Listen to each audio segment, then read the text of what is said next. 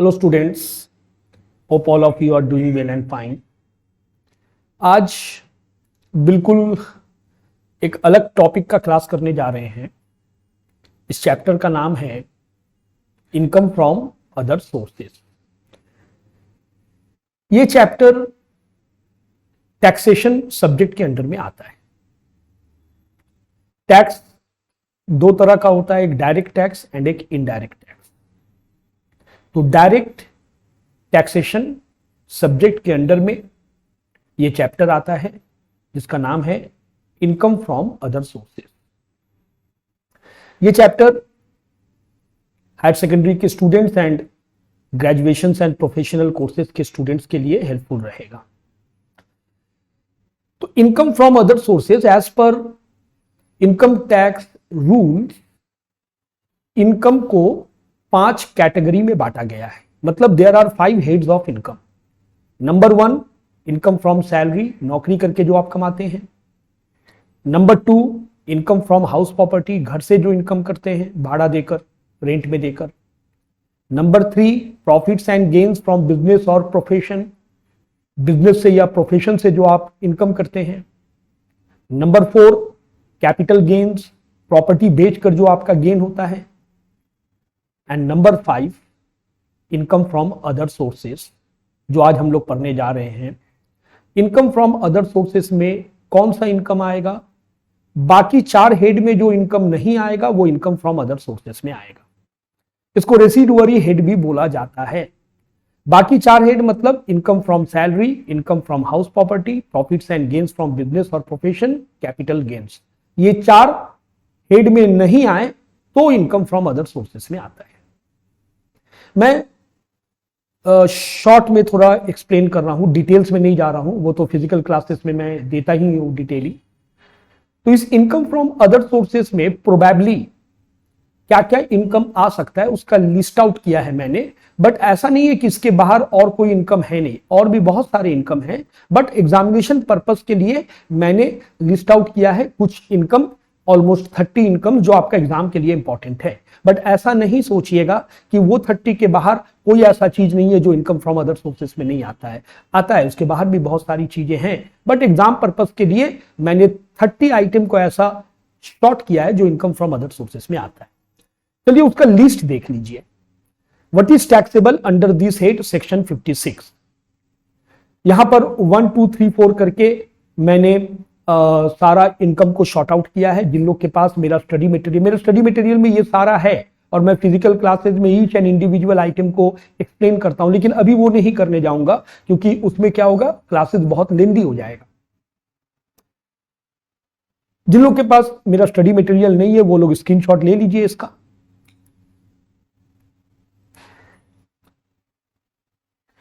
यहां 4 से 10 तक है।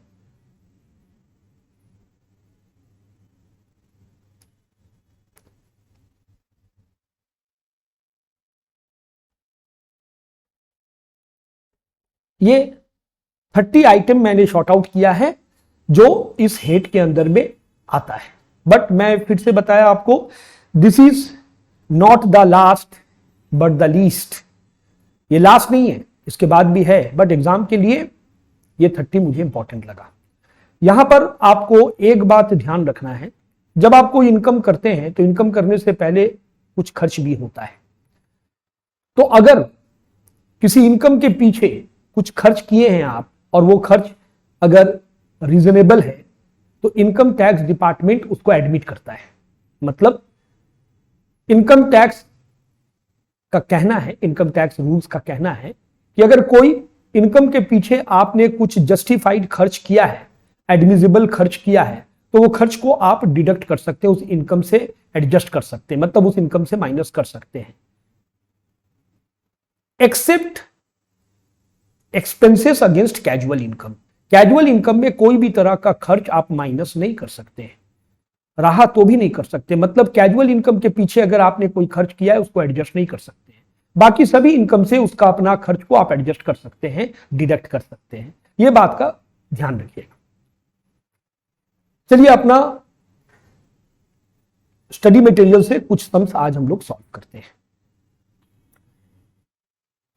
Question number 4, x received a family pension.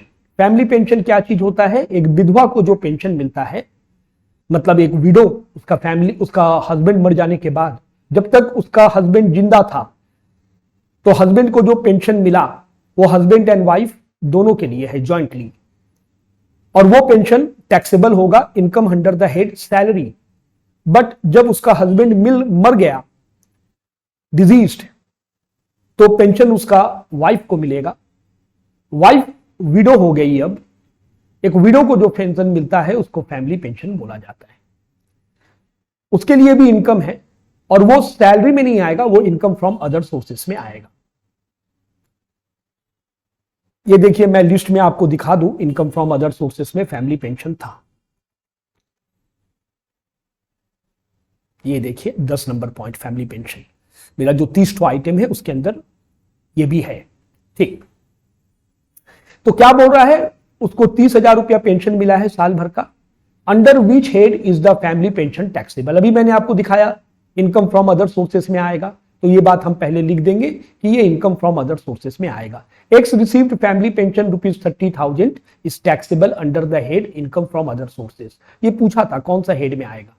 उसके बाद पूछा है what deduction is available for the pension so received. बोल रहा है कौन सा डिडक्शन मिलेगा ये बताइए। अच्छा, फैमिली पेंशन के लिए इनकम टैक्स डिपार्टमेंट जो डिडक्शन देता है, फैमिली पेंशन के लिए इनकम टैक्स रूल्स जो डिडक्शन देता है वो है स्टैंडर्ड डिडक्शन। डिडक्शन मतलब आपका पूरा इनकम पे टैक्स नहीं लगेगा, उस इनकम से कुछ माफ हो जाएगा, बाकी पैसा पे टैक्स लगेगा, उसी को डिडक्शन कहते हैं। तो फैमिली पेंशन में इनकम टैक्स डिपार्टमेंट एक डिडक्शन देता है, उसका नाम है standard deduction under section 57 sub section Roman 2 small a।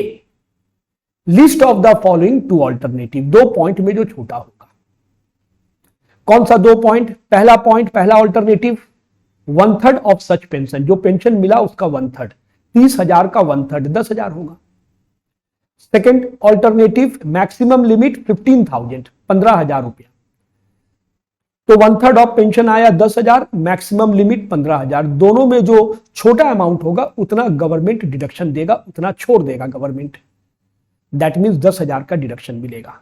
तो टैक्स कितना पे लगेगा? 20,000 पे लगेगा। हमको पूछा था क्या डिडक्शन मिलेगा बताओ, तो ये था मेरा क्वेश्चन का सेकेंड पार्ट का आंसर, और ये था पहला पार्ट का answer. Question number 5, Baburam furnished, x नहीं होगा, यहां बाय मिस्टेक एक्स आ गया, रुक जाइए काट दे इसको, मिस प्रिंटिंग है।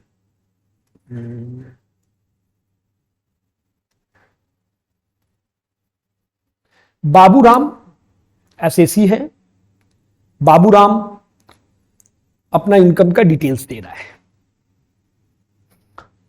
ठीक, क्या बोल रहा है ध्यान दीजिएगा। प्रीवियस ईयर असेसमेंट ईयर आप लोग अपना वाला डाल लीजिएगा, आपका जो प्रीवियस ईयर है, आपका जो असेसमेंट ईयर है। सैलरी मिला है उसको 60,000 रुपया। अच्छा, उसका ग्रॉस टोटल इनकम निकालना है। ग्रॉस टोटल इनकम किसको कहते हैं? 5 हेड ऑफ इनकम को जोड़ के जो आता है that is gross total income. 5 head of income जो मैं बताया था अभी शुरू में, फिर मैं रिपीट कर रहा हूं। Income from salary, income from house property, profits and gains from business और profession, capital gains, and last income from other sources. ये पांचों इनकम ऐड करके जो आता है उसी को बोला जाता है ग्रॉस टोटल इनकम। तो क्या बोल रहा है? बोल रहा है कि सैलरी मिला था 60,000 रुपया, ये income under the head salary में आ जाएगा। तो हम लोग ऊपर में हेडिंग करेंगे, क्या निकालना है, एसएससी का नाम, अपना असेसमेंट ईयर और अपना प्रीवियस ईयर आप डाल देंगे यहां पर। सबसे पहले आपको सैलरी लेना है, अगर है तो। इस सवाल में है सैलरी मिला है, income under the head salary 60,000 salary मिला है। नेक्स्ट, इसके बाद agriculture income. Agriculture income other sources में आता है, बट इंडिया में अगर एग्रीकल्चर हुआ तो वो एग्जेम्प्टेड है, टैक्स फ्री है। बट इंडिया के बाहर अगर एग्रीकल्चर हुआ है तो उस पर टैक्स लग जाएगा। देखिए ये भी अपना लिस्ट में था, एक बार मैं दिखा दूं पहले ये कहां पर था।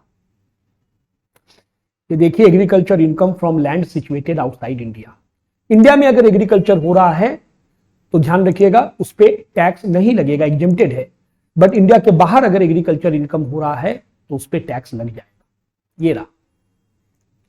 तो बर्धमान इंडिया में है, ये टैक्स फ्री हो जाएगा, लेकिन बांग्लादेश इंडिया के बाहर है, इसमें टैक्स लग जाएगा। या आएगा किसमें, ये income from other sources head के अंडर में आएगा। Income from sale of forest trees of spontaneous growth. अच्छा, जंगली पेड़ पौधा काट के बेचे हैं। जंगली पेड़ पौधा काटना ये एग्रीकल्चर के अंदर नहीं आता है। क्यों? क्योंकि स्पॉन्टेनियस ग्रोथ मतलब अपने आप नेचुरल कंडीशन में जो पैदा हो गया है, कुदरती जो पैदा हो गया, आपने कोई मेहनत नहीं की, आपने अपने हाथों से लगाया नहीं है, तो ये एग्रीकल्चर नहीं माना जाएगा। इस पर भी टैक्स लगेगा, ये भी टैक्सेबल है, और ये भी income from other sources head के अंडर में ही आएगा। तो इस आदमी का दो इनकम है, एक हुआ सैलरी का इनकम, एक हुआ अदर सोर्सेस का इनकम। सैलरी का इनकम हम लोग हेड डाल के बाहर कर दिए, अब अदर सोर्सेस में क्या क्या आएगा वो डालेंगे।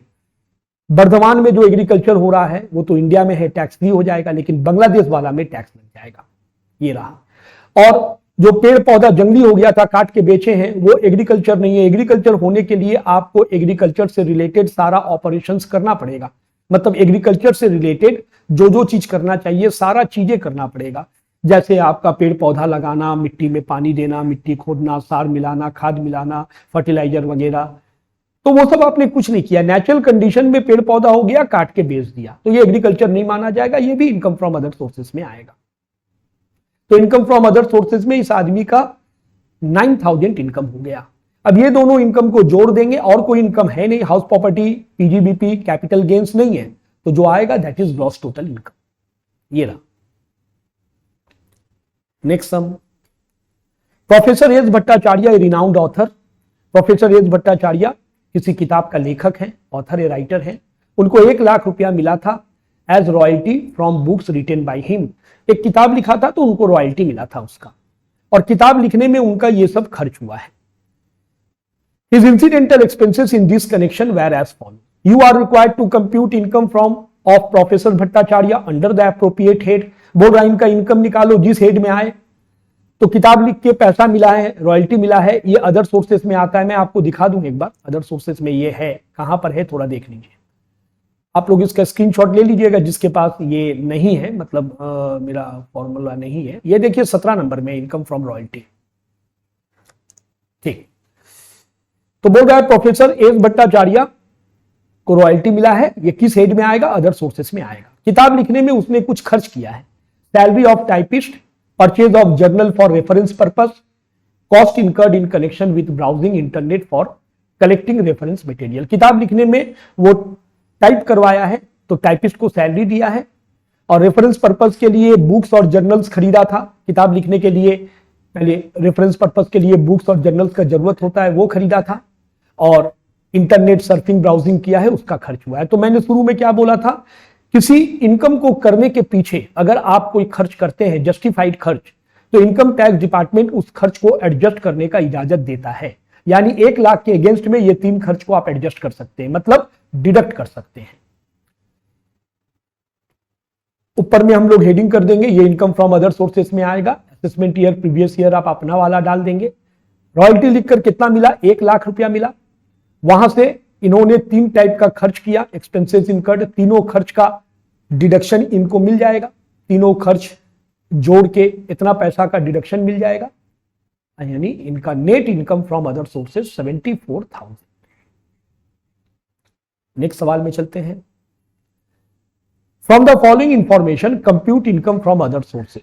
तो ऊपर में हेडिंग कर देंगे, एसएससी का नाम रहेगा तो डालेंगे, अपना असेसमेंट ईयर, प्रीवियस ईयर सब डालेंगे। क्या बोल रहा है, इंटरेस्ट मिला था सेविंग्स बैंक अकाउंट से। इंटरेस्ट अपना लिस्ट में था, एक बार दिखा दूं मैं, ये देखिए,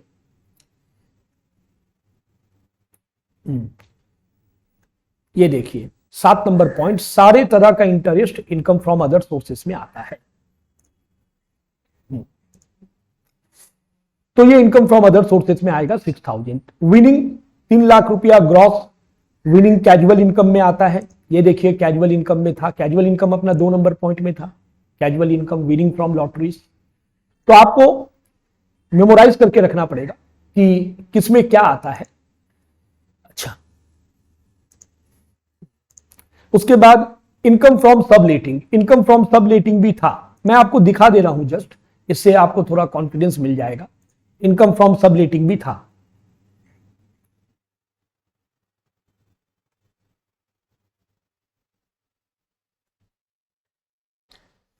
ये देखिए 6 नंबर, देखिए इनकम फ्रॉम सबलेटिंग।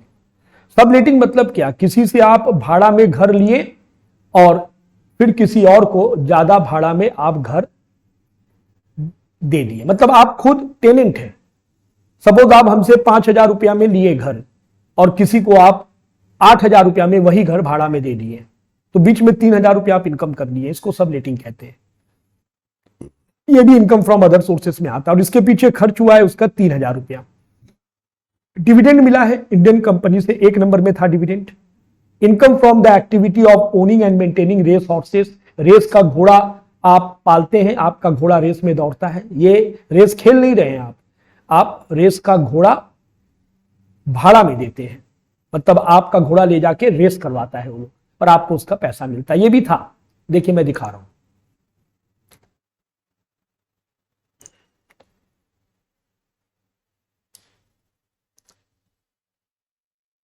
ये देखिए 21 नंबर, देखिए income from racing establishment owning and maintaining race horses, ये भी अदर सोर्सेस में आता है। तो interest from savings bank account 6,000 रुपया, ये रहा। Next, winning from lottery 3 lakh रुपया।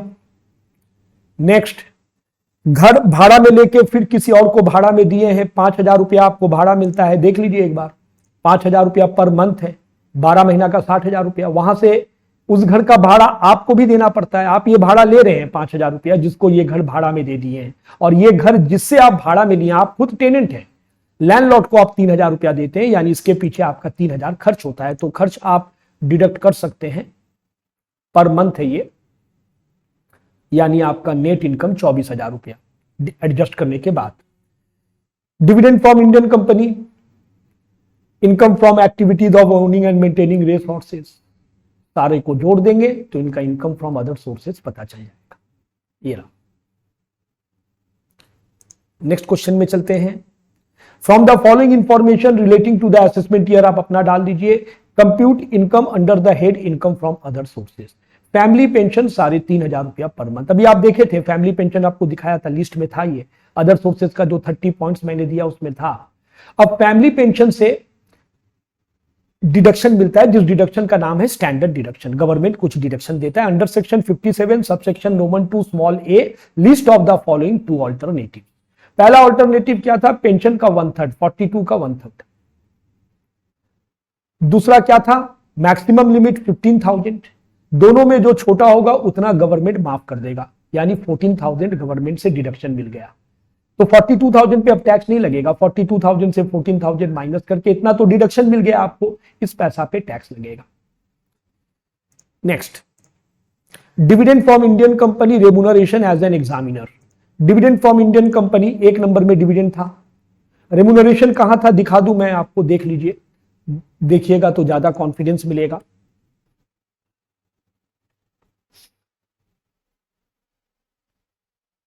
ये देखिए 15 नंबर पॉइंट, देखिए examiners fee received by a teacher from institution other than his employer. Remuneration मिला, ये भी अदर सोर्स में आता है। कोई इंस्टीट्यूशन का कॉपी वगैरह चेक किया होगा ये। Accrued interest on NSC, NSC से आपको इंटरेस्ट मिला है, 2,000 रुपया इंटरेस्ट मिला है, एक्रूड इंटरेस्ट। ये भी कोई भी तरह का इंटरेस्ट होगा वो अदर सोर्सेस में टैक्सेबल है। ये आ गया income from other sources. Next, state the head of income which the under which the following income of assessees are to be assessed. क्या मतलब है इसका, मतलब है आप बताइए कौन सा हेड में ये आएगा। मतलब आपको इनकम फ्रॉम अदर सोर्सेज नहीं निकालना है, किस हेड में आएगा उसका नाम बताना है। Honorarium received for writing in देश मैगजीन, मैगजीन में ये लिखता है तो उसका पैसा मिलता है। वो जो था ना, रॉयल्टी मिलता है एक राइटर को, ये वही है। तो यहां पर किसी मैगजीन में लिखकर पैसा मिलता है, तो ये भी अदर सोर्सेस में आएगा। फैमिली पेंशन आपने देखा था, अदर सोर्सेस का लिस्ट में था। एक विडो को मिल रहा है उसका पति मर जाने के बाद। सैलरी रिसीव्ड बाय ये पार्टनर, ये अदर सोर्स में नहीं आएगा। ये किस में आएगा, एक पार्टनर को सैलरी मिल रहा है तो ये पार्टनरशिप फार्म हो गया। ये profits and gains from business और प्रोफेशन में आएगा, क्योंकि पार्टनर बिजनेस का वर्कर नहीं है, पार्टनर बिजनेस का मालिक है। ये profits and gains from business and profession में ये बिजनेस से रिलेटेड हो गया। Amount receive from TV game show, वो जो रियलिटी शो वगैरह होता है ये भी अदर सोर्सेस में आएगा। और rent from let out house property used for business purpose, बोल रहा है एक घर आपने किसी को, आपका एक घर था, वो घर आप किसी को रेंट में दे रहे हैं और जिसको रेंट में दे रहे हैं वो बिजनेस करता है, वो कुछ भी करे, आपको उससे मतलब नहीं है, आपको क्या मिलता है, रेंट मिलता है, तो ये इनकम फ्रॉम अदर सोर्सेज में नहीं आएगा, ये इनकम फ्रॉम हाउस प्रॉपर्टी में आएगा। तो number 1 income from other sources में आएगा, number 2 income from other sources में आएगा, number 3 profits and gains from business and profession head में आएगा, number 4 income from other sources में आएगा, number 5 rent from let out house property, ये income from house property chapter में आएगा। Number 1 income from other sources, number 2 number 3 profits and gains from business and profession, number 4 income from other sources, number 5 income from house property.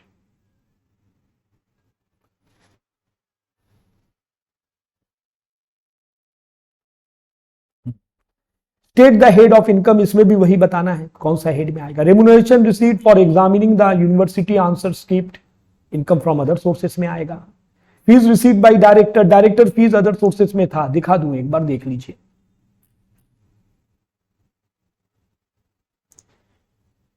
ये देखिए 9 number director fees,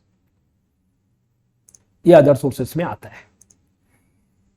interest on post office savings bank account, ये भी सारे तरह का interest आता है other sources में। Income received from sale of house property, घर बेच दिया आपने, घर भाड़ा नहीं दिया, घर भाड़ा देता तो इनकम फ्रॉम हाउस प्रॉपर्टी में आता, घर बेच दिया, प्रॉपर्टी बेच दिया, ये कैपिटल गेन के अंडर में आएगा। Income receive from TV game show, ये आएगा, अभी जो देखे थे ना reality show, TV game show, ये इनकम फ्रॉम अदर सोर्सेस में आता है। तो number 1 income from other sources, number 2 income from other sources, number 3 income from other sources, number 4 capital gains, number 5 income from other sources. Income from other sources, income from other sources, income from other sources, capital gains, income from other sources.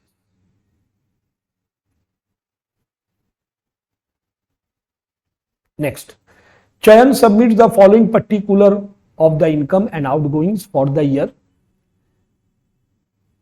आपको निकालना क्या है, इसका income from नीचे दे दिया, other sources निकालना है, तो आप अपना असेसमेंट ईयर प्रीवियस ईयर डाल लेंगे।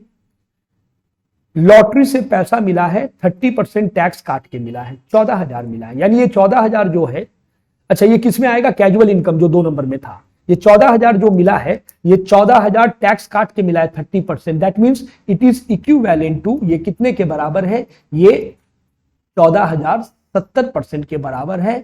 और आपको इसका ग्रॉस अमाउंट यानी टैक्स काटने से पहले कितना था वो निकालना है, यानी आपको इसका 100% निकालना है। ये जो 14,000 मिला है ये कितने के बराबर है, ये 14,000 रुपया 70% के बराबर है, आपको 100% निकालना है, तो इसका ग्रॉस अमाउंट टैक्स काटने से पहले कितना था वो पता चल जाएगा।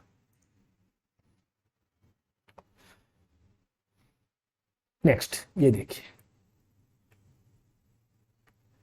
इसके बाद आता है डिविडेंड, तो 1 नंबर में था 4,000 रुपया, ये रहा। नेक्स्ट, रेंट फ्रॉम सब लेटिंग 18,000 खर्चा हुआ है, 2 खर्च 300 रुपया आपका रेंट कलेक्शन चार्जेस और इंश्योरेंस में 800 रुपया खर्च आप माइनस कर सकते हैं, जस्टिफाइड खर्च एडमिसिबल है, इसका डिडक्शन मिलेगा आपको। तो 2 खर्च के लिए आपको डिडक्शन मिलेगा, रेंट एंड इंश्योरेंस, यानी इतना आपको डिडक्शन मिल गया, टैक्स लगेगा इतना पे 16,900 पे टैक्स लगेगा। Next, dividend from AK limited foreign company, कोई भी डिविडेंड हो आज के डेट में टैक्सेबल है, अदर सोर्स के हेड में आता है, ऐड कर दीजिए, इनका इनकम फ्रॉम अदर सोर्सेज पता चल गया। नेक्स्ट सम्स में चलते हैं। Aamir furnishes the following particular of his income for the year, income from subletting 16,000 रुपया। नीचे क्या बोला है, इनका इनकम फ्रॉम अदर सोर्सेज निकालना है, तो income from subletting. Winning from lottery, tax काट के मिला है तो आपको ग्रॉस अमाउंट लेना है, तो 30% काटा है ना, तो 70% के बराबर है ये, हमेशा याद रखिएगा, हम लोग को बिफोर टैक्स अमाउंट लेना है, ग्रॉस अमाउंट लेना है। Dividend from Indian company. Next, dividend from Indian company, dividend 1 number में था। Remuneration for setting question paper, वो जो दिखाया था एग्जामिनर रेम्यूनरेशन, वो भी आता है। इंटरेस्ट तो सारा तरह का इंटरेस्ट आता है, यानी ये सभी का सभी टैक्सेबल है। Income under the head remuneration मिला है, कॉपी वगैरह क्वेश्चन सेट करके मिला है। इनकम फ्रॉम सबलेटिंग से कोई खर्च नहीं है, होता तो माइनस करते। Dividend on government, interest on government bonds 5,000, ये है interest on government bonds 5,000 rupees add कर दीजिए। तो हम लोगों ने कुछ 5-6 सम्स इस क्लास में सॉल्व किया। देखते हैं अगर इस चैप्टर से रिलेटेड और कुछ सम्स मुझे इंपॉर्टेंट लगा तो मैं वो भी, उसका भी एक वीडियो बनाऊंगा, उसका भी एक क्लास करूंगा। तो आज यहीं तक। Good day everybody.